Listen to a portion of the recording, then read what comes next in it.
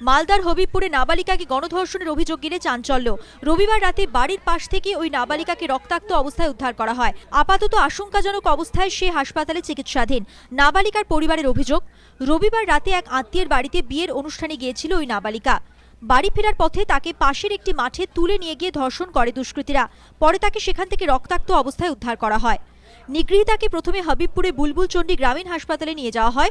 পরে অবস্থার অবনতি হওয়ায় তাকে মালদা মেডিকেল কলেজ হাসপাতালে স্থানান্তরিত করা হয়। হবিবপুর থানায় গণধর্ষণের অভিযোগ দায়ের করেছে নাবালিকার পরিবার।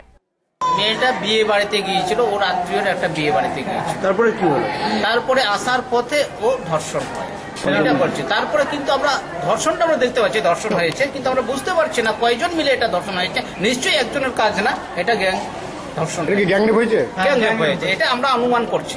মাঠের মধ্যে একটা জঙ্গলের রাস্তার পাশে একটা জঙ্গলের মধ্যে মেয়েটা পড়েছিল অজ্ঞান হয়ে, তখন সেখান থেকে ওরই একটা দিদি ওকে তুলে নিয়ে আসে। চিকিৎসকরা জানিয়েছেন নিগৃহীতার অবস্থা এতটাই আশঙ্কাজনক যে ইতিমধ্যে তাকে 2 বোতল রক্ত দিতে হয়েছে। সোমবার হাসপাতালে গিয়ে নাবালিকার পরিবারের সঙ্গে কথা বলে হবিবপুর থানার পুলিশ। ঘটনার পর এলাকার নিরাপত্তা নিয়ে প্রশ্ন তুলেছেন স্থানীয় বাসিন্দারা। অভিজিৎ চৌধুরীর রিপোর্ট, এবিপি আনন্দ, মালদা।